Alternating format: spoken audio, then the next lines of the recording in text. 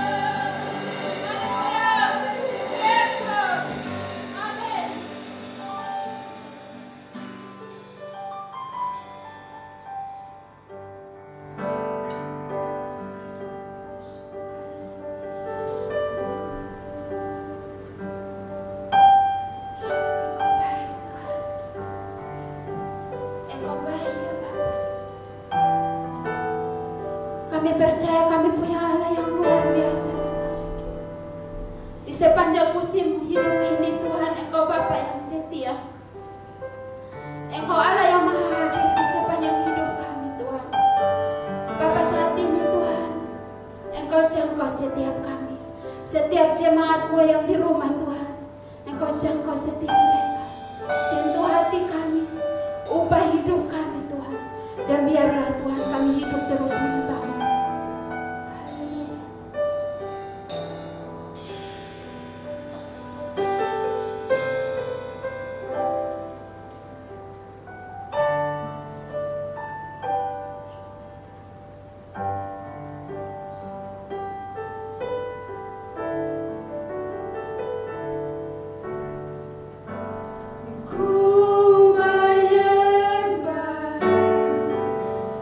Dalam ku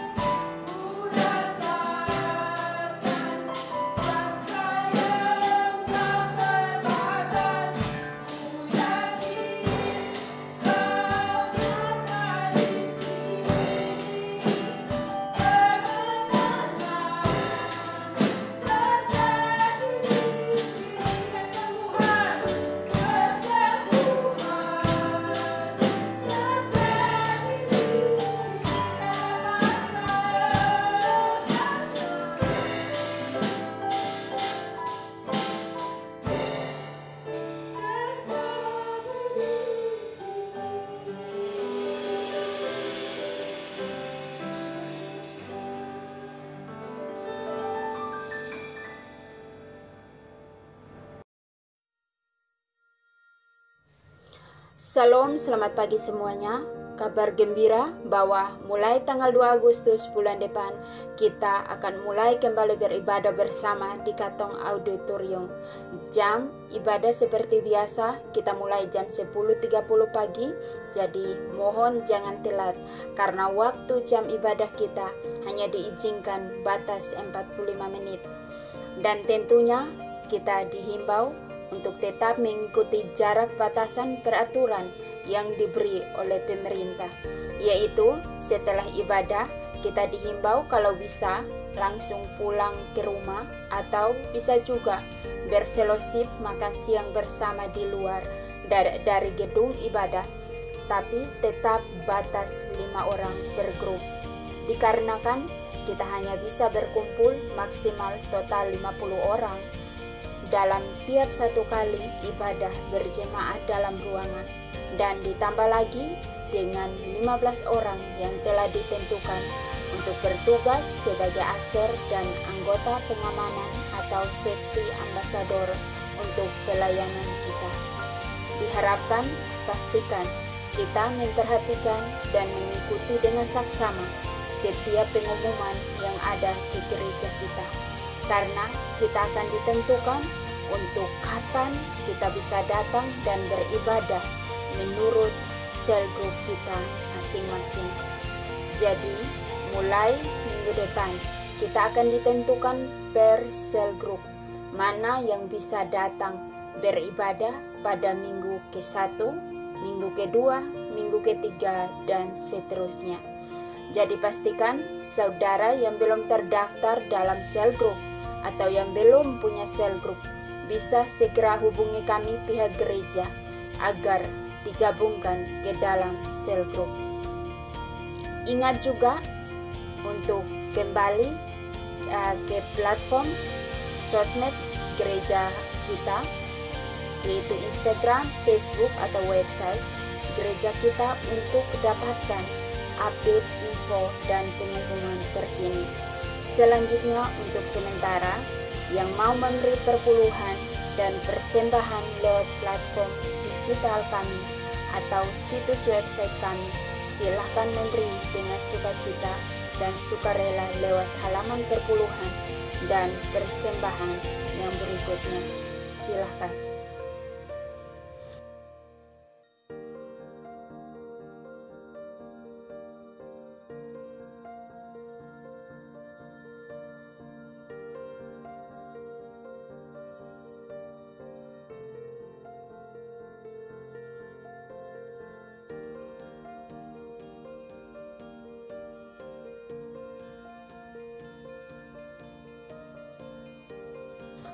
Yang terakhir, karena kita selama 5 bulan ini kita tidak beribadah, karena itu kami harap saudara sekalian tetap memberi persembahan dan perpuluhan yang ada yang telah kita simpan sepanjang 5 bulan ini.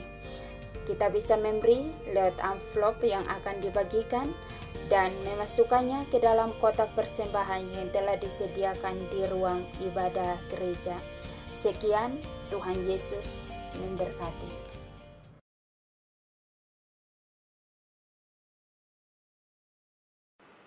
Shalom ibadah bahasa Indonesia di Cornerstone. Pertama-tama terima kasih atas kesempatan hari ini untuk saya bisa membagikan firman.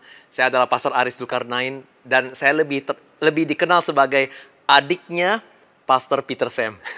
Terima kasih Rai untuk kesempatan hari ini. Dan saya berdoa supaya hari ini lewat firman Tuhan, yaitu Roh Kudus, Sang Penghibur, biar Roh Kudus hari ini bisa membagikan atau memberikan kita semua kekuatan baru. Sewaktu kita semuanya sedang mengalami atau melewati pandemik ini secara bersama. Saya berdoa, Roh Kudus akan memberikan saudara kekuatan baru dan akan menjadi penghibur bagi saudara di dalam perjalanan kita semuanya hari ini. Terima kasih Cornerstone Bahasa Indonesian Service. Saya percaya Tuhan Yesus tetap menyertai saudara dan memberkati saudara. Thank you dan God bless you. Saya harap kalian bisa menikmati dan juga diberkati oleh firman Tuhan yang saya akan bagikan hari ini. God bless you. Shalom, puji Tuhan. Salam kasih dan sejahtera di dalam Yesus Kristus.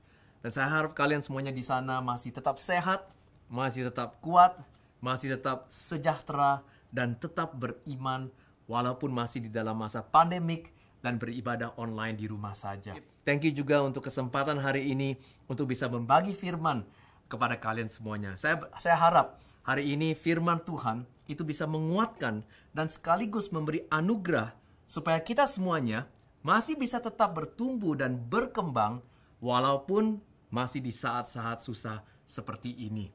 Jadi hari ini mari kita tunduk dalam doa supaya kita bisa membuka hati kita untuk mendengar firman Tuhan. Mari kita berdoa. Tuhan Yesus, terima kasih atas kesempatan hari ini Tuhan kami bisa mendengar firman-Mu. Tuhan, walaupun ini lewat online, tetapi Engkau tetap bisa bekerja. Engkau tetap Tuhan bisa menjamah setiap orang, setiap keluarga yang ada di tempat. Dan Tuhan, sewaktu mereka mendengar firman-Mu Tuhan, kuasa-Mu akan bekerja di dalam kehidupan mereka masing-masing. Engkau akan membuka tingkap-tingkap langit di surga, di atas kehidupan mereka masing-masing.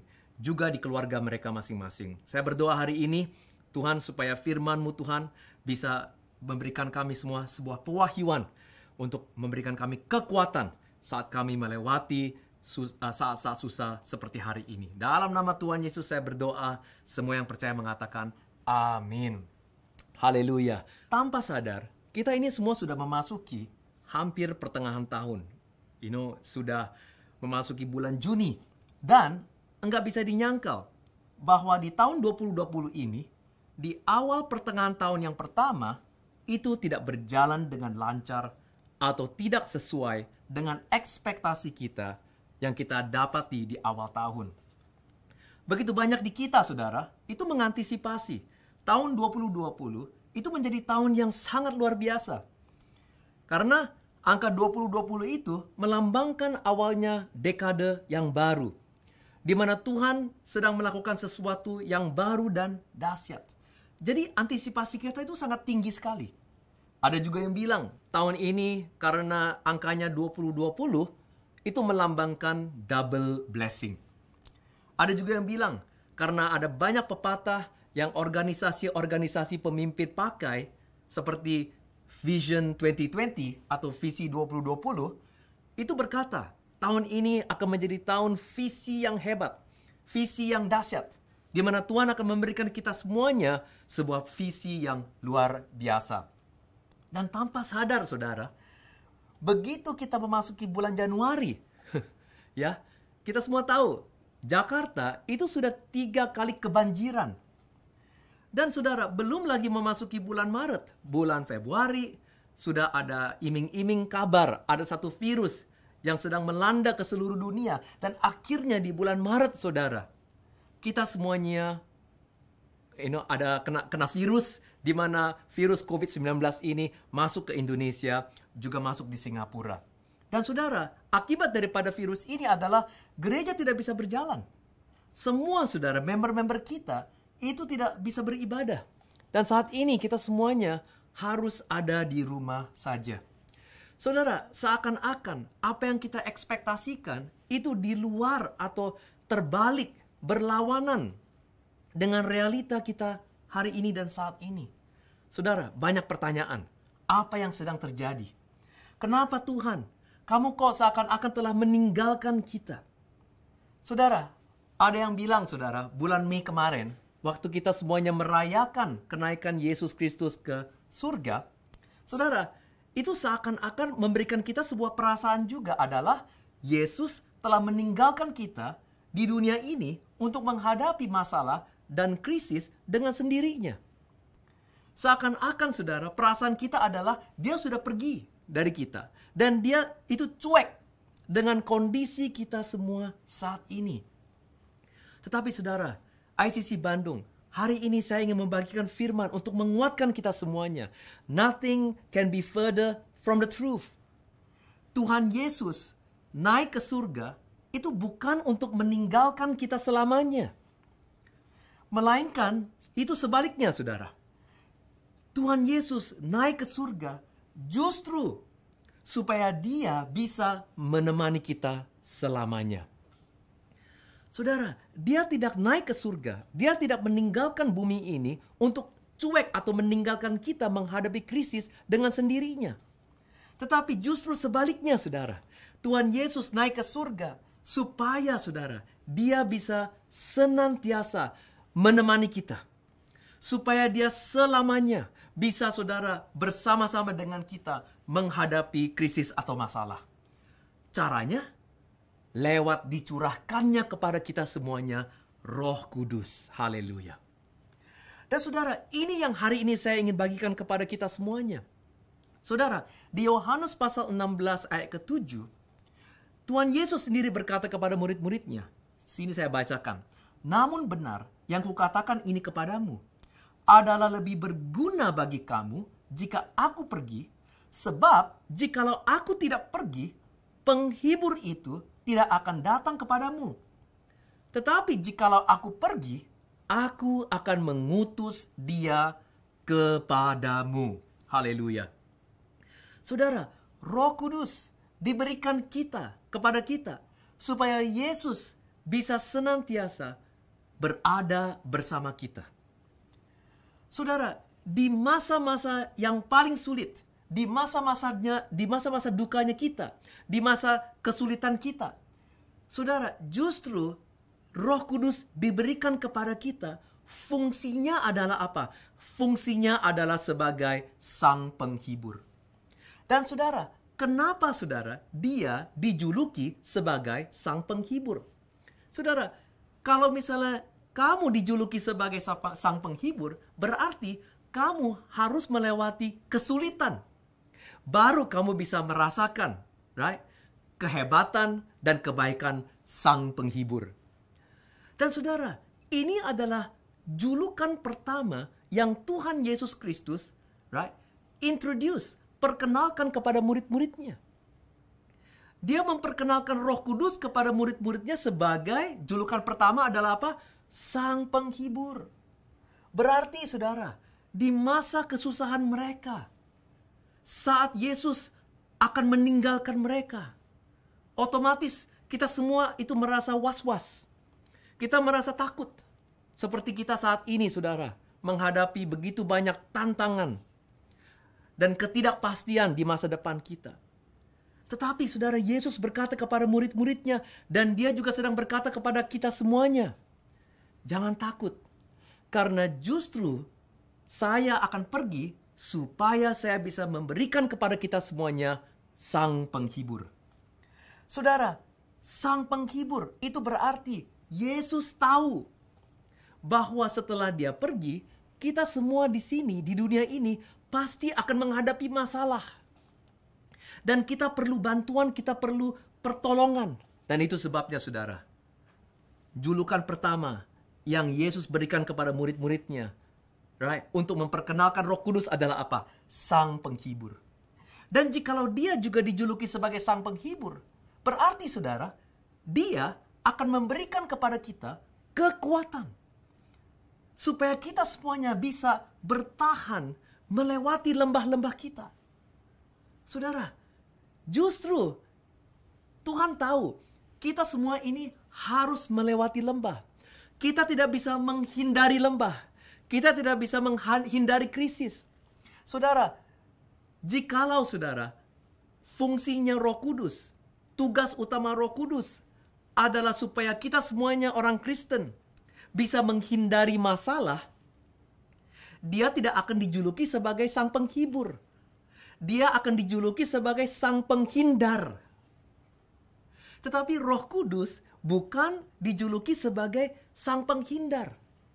Tugas utama dia itu bukan supaya kita semuanya bisa menghindari masalah, menghindari krisis. Tetapi justru sebaliknya. Dia tahu kita akan melewati lembah. Kita pasti akan melewati kesusahan. Tetapi janganlah takut. Dia senantiasa akan menyertai kita, di samping kita, sampai kita keluar dari lembah kita masing-masing. Haleluya. Karena dia adalah sang penghibur.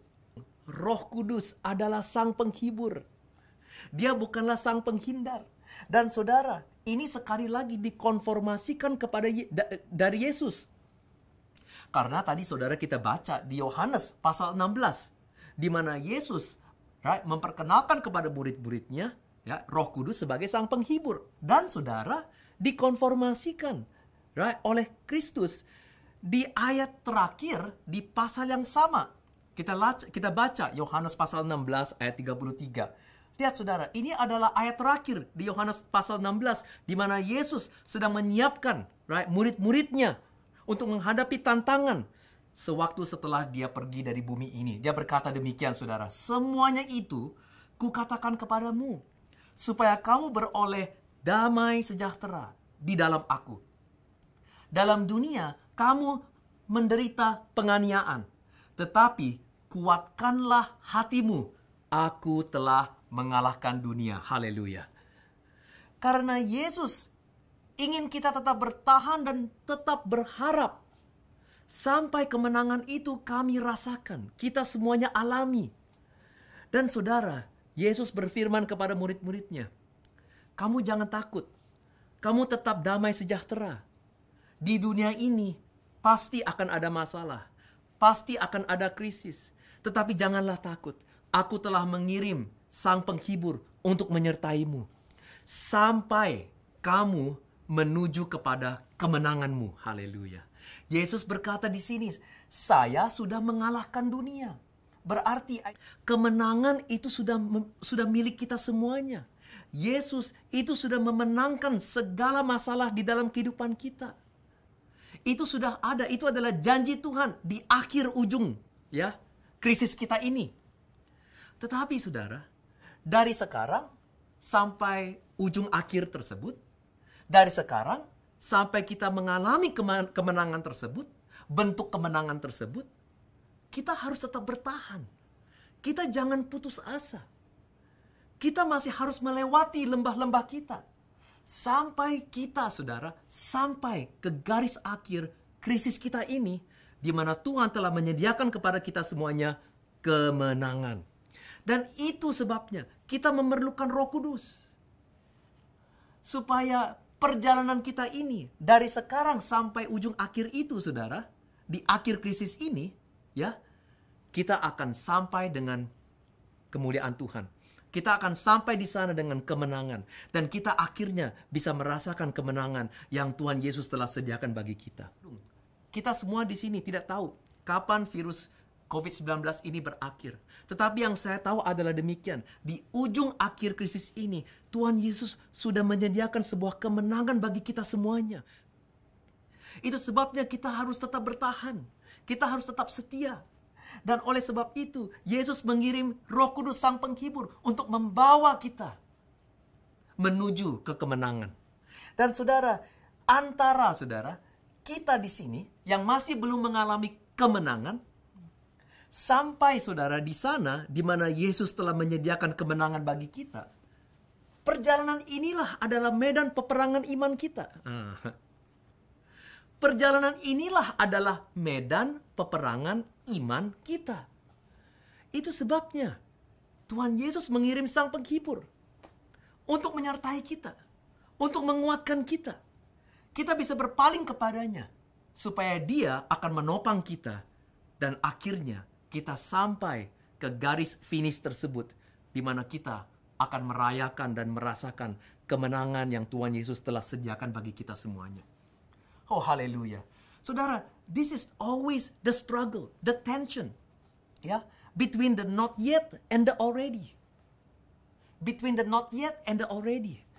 Dari antara kita saat ini masih belum mengalami kemenangan sampai kita merasakan kemenangan kita. Saudara, jangan putus asa. Karena Roh Kudus itu tetap menyertai kita. Jikalau kita, saudara, tidak bersandar kepada Roh Kudus, kita pasti tidak akan kuat untuk tetap bertahan sampai kemenangan itu terjadi.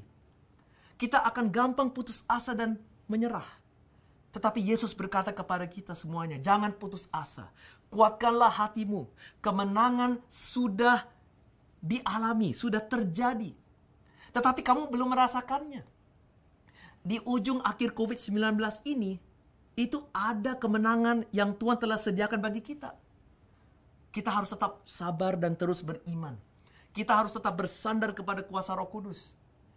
Maka hari demi hari, kamu pasti akan tetap berjalan dan menuju dan mendekati kemenangan tersebut.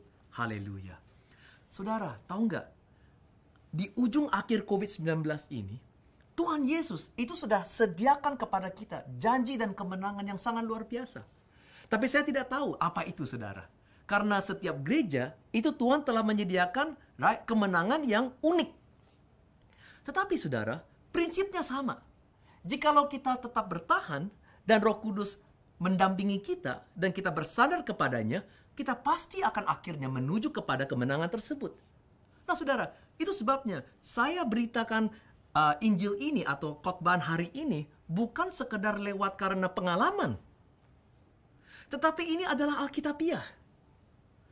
Karena saudara, di ujung akhir setiap krisis itu ada saudara kemenangan atau janji yang luar biasa yang Tuhan sediakan bagi kita semuanya. Nah saudara, bentuknya apa saya tidak tahu. Tapi yang pasti adalah itu sangat luar biasa dan sangat hebat sekali. Ini Alkitabiah. Kenapa saya berkata demikian? Karena saudara, saya ingin bagikan kepada saudara contoh di Alkitab. Yang kita semuanya juga bisa identifikan. Nah saudara, kita lihat di sini. Di Kisah Para Rasul pasal 8 ayat yang pertama. Saudara, jikalau saudara melihat di Kisah Para Rasul pasal 8 ayat pertama, di sini kita melihat setelah Roh Kudus dicurahkan dan diperintahkan untuk membawa Injil, saudara, gereja di Yerusalem mulai mengalami pertumbuhan dan perkembangan yang sangat pesat. Setelah Roh Kudus dicurahkan dan Roh Kudus memerintahkan rasul-rasul tersebut untuk memberitakan Injil, saudara, akhirnya gereja Yerusalem itu lahir. Dan gereja Yerusalem ini, saudara, mulai bertumbuh dan berkembang dengan sangat pesatnya. Saudara, tetapi pada saat mereka mengalami momentum yang luar biasa, di mana mereka sedang bertumbuh, mereka sedang berkembang dengan pesat, tiba-tiba gereja Yerusalem ini tiba-tiba mengalami penganiayaan yang sangat hebat. Mengalami sebuah rintangan yang sangat hebat. Di sini kita baca Kisah Para Rasul pasal 8 ayat 1 sampai ayat keempat. Saudara, headline-nya pun juga berkata demikian, penganiayaan terhadap jemaat di Yerusalem. Nah saudara, Alkitab berfirman, pada waktu itu mulailah penganiayaan yang hebat terhadap jemaat di Yerusalem. Mereka semua, kecuali rasul-rasul, tersebar ke seluruh daerah Yudea dan Samaria. Orang-orang saleh menguburkan mayat Stefanus serta meratapinya dengan sangat. Tetapi Saulus berusaha membinasakan jemaat itu dan ia memasuki rumah demi rumah dan menyeret laki-laki dan perempuan keluar dan menyerahkan mereka untuk dimasukkan ke dalam penjara. Saudara lihat di sini ayat 4. Mereka yang tersebar itu menjelajah seluruh negeri itu sambil memberitakan Injil. Saudara, lihat sekali lagi. Pada waktu gereja di Yerusalem sedang ada momentumnya berkembang dan bertumbuh dengan sangat pesat. Saudara, bukannya Tuhan membuka pintu-pintu lebih lebar lagi. Bukannya kesempatan-kesempatan mulai bermunculan dengan gampang. Dan supaya mereka tuh bisa lebih bertumbuh dengan pesat, berkembang lebih dahsyat lagi. Bukannya hal demikian yang mereka alami, saudara. Tetapi saudara, ini adalah pikiran kita. Sewaktu gereja lagi ada momentum untuk berkembang dan bertumbuh, seharusnya Tuhan membuka jalan lebih lebar. Supaya kita bisa lebih lagi berkembang. Supaya kita bisa lebih lagi bertumbuh. Tetapi, apa yang terjadi? Hal sebaliknya malahan terjadi.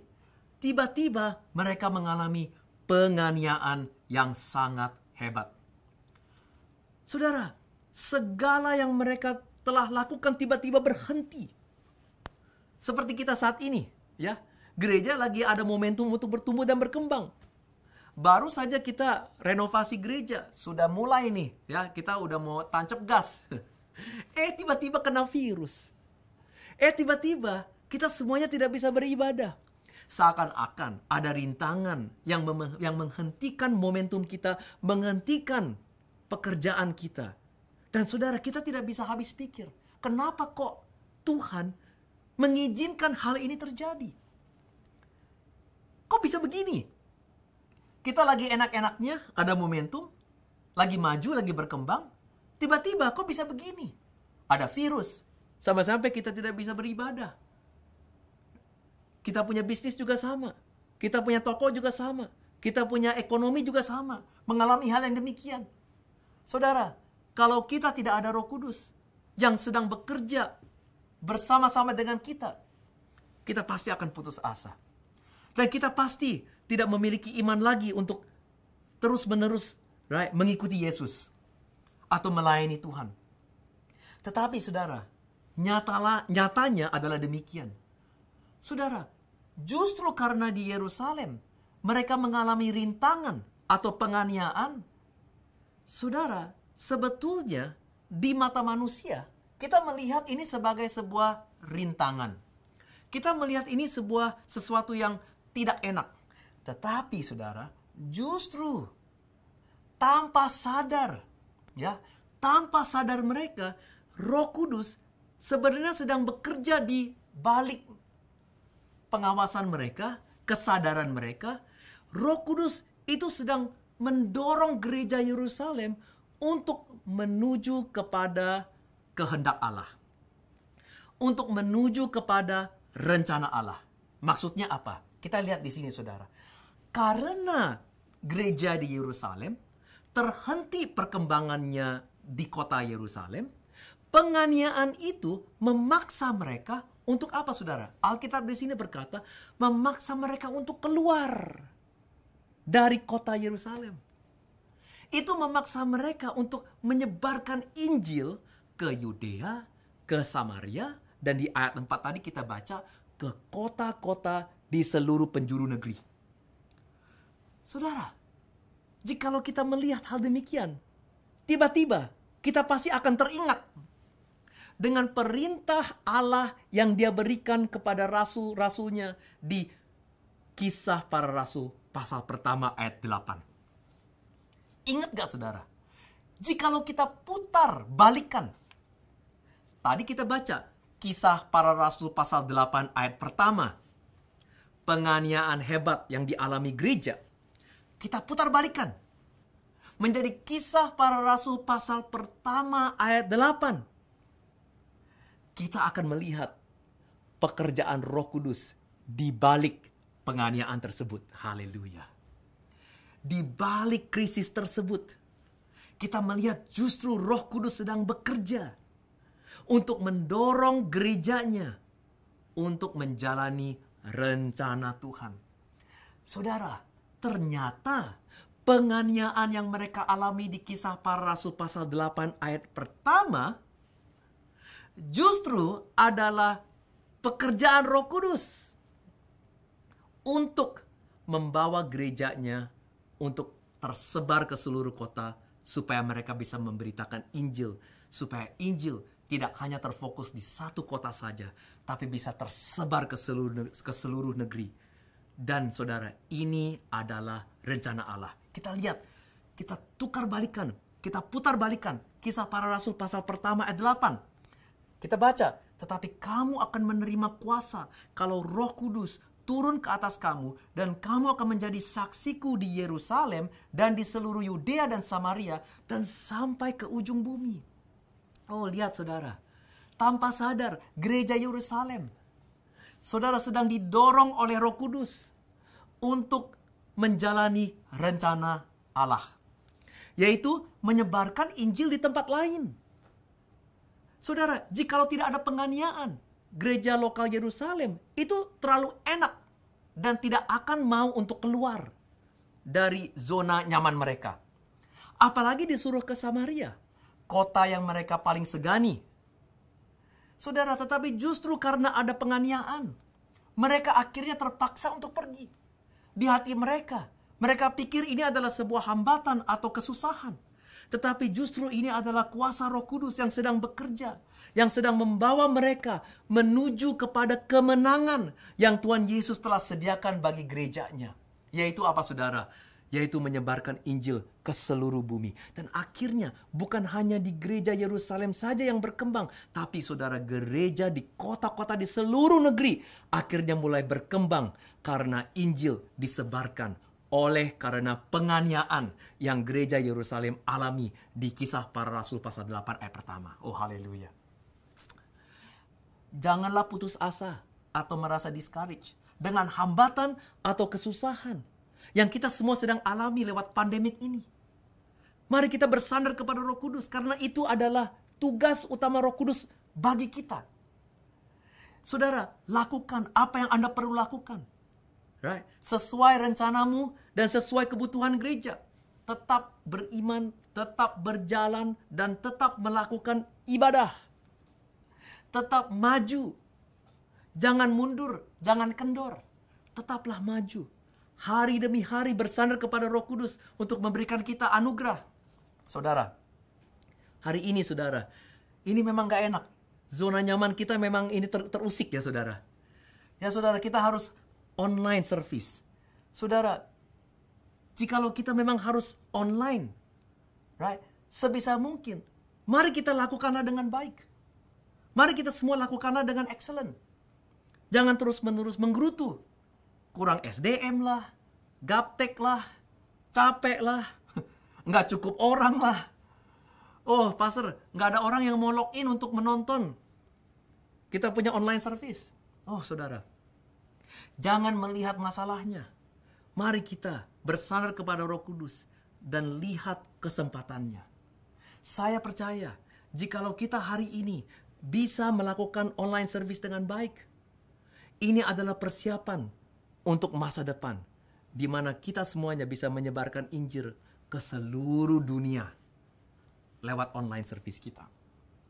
Saudara, tanpa sadar, jikalau kita terus lakukan apa yang kita harus lakukan dan tidak putus asa, dan kita berdoa dengan Roh Kudus, Sang Penghibur, itu akan membawa kita setiap hari lebih dekat dan masuk ke dalam kehendak Allah.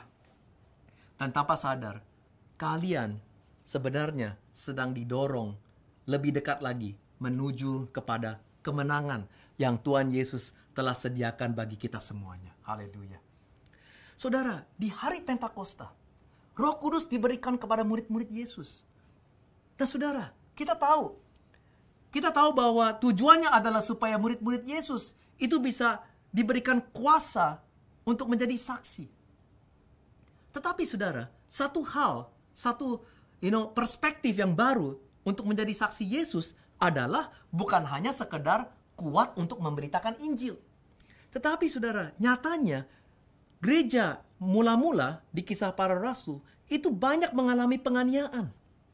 Tetapi saudara, sewaktu mereka dianiaya, sewaktu orang-orang Kristen pada saat itu saudara, dimasukkan saudara ke kandang singa, banyak yang mereka akhirnya harus berkorban dan mati sebagai martir.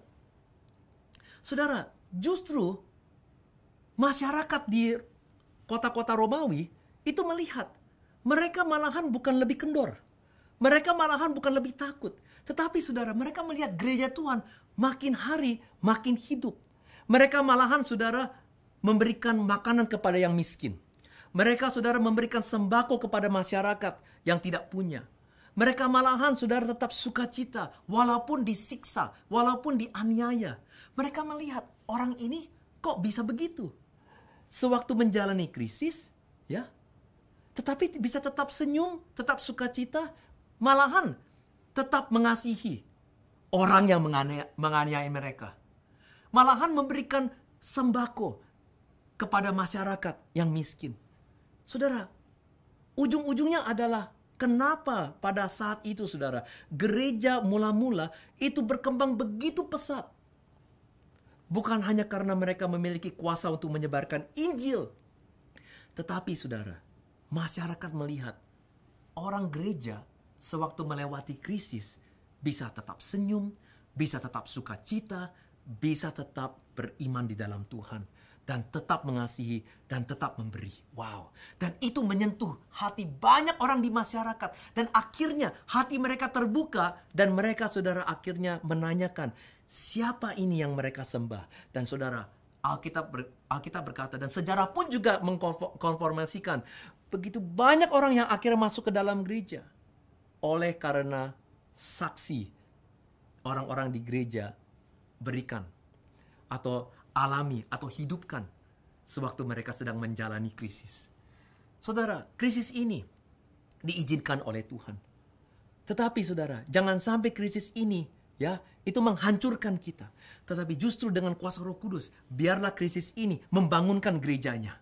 Supaya kita bisa lebih lagi saudara, menjadi berkat kepada sesama. Dan justru karena saudara, orang lain melihat, keluarga-keluarga kita yang masih belum percaya melihat, kenapa kita-kita di sini yang percaya kepada Tuhan di saat krisis malahan melebihi, malahan tetap memberi, mengasihi. Itu akan menjadi saksi yang luar biasa.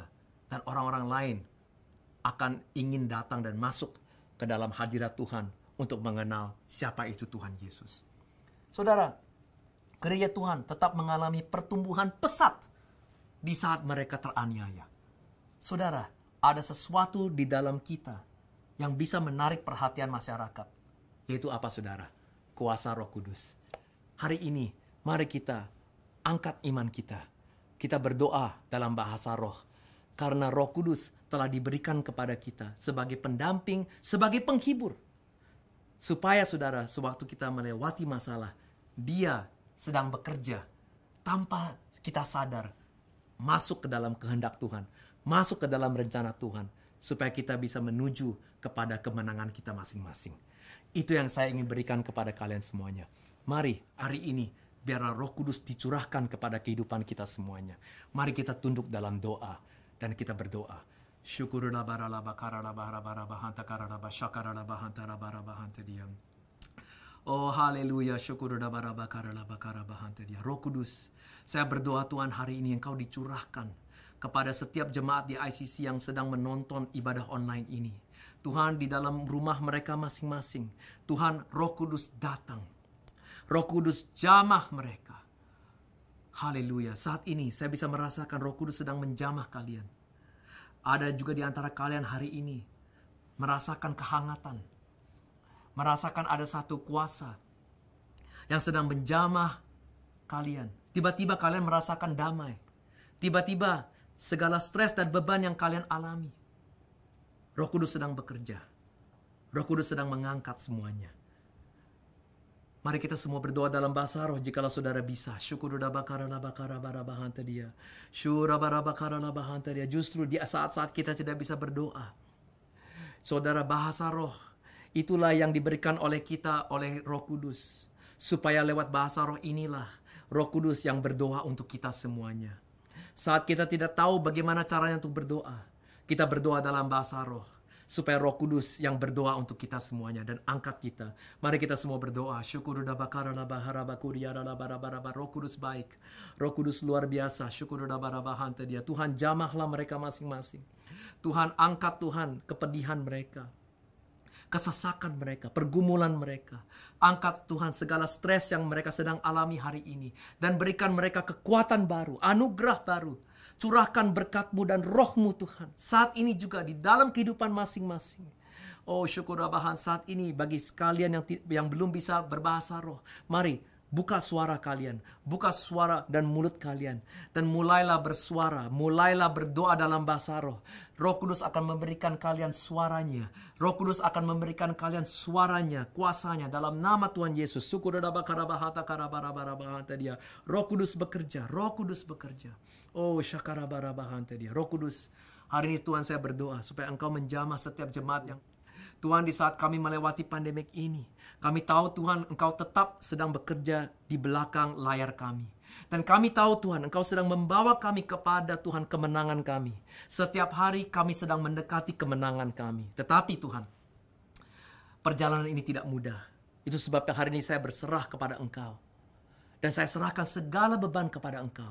Supaya Engkau ambil alih segala beban. Dan Engkau pakai untuk menjadi Tuhan kekuatan. Supaya kami Tuhan bisa melewati lembah kami masing-masing. Tuhan, hari ini Tuhan biar Roh Kudus berfirman kepada kami. Dan Tuhan menguatkan kita semuanya. Saya berdoa dalam nama Tuhan Yesus. Semua yang percaya mengatakan amin. Haleluya. Puji Tuhan. Terima kasih atas kesempatan hari ini. Saya berdoa supaya Roh Kudus tetap bekerja di dalam kehidupan saudara, keluarga saudara, bisnis saudara, dan juga gereja kalian masing-masing. God bless you and stay safe, stay healthy. Amen. Terima kasih untuk semua yang telah mendengarkan khotbah. Kami harap Anda telah diberkati. Sekali lagi, terima kasih telah menghubungi kami. Tuhan memberkati Anda.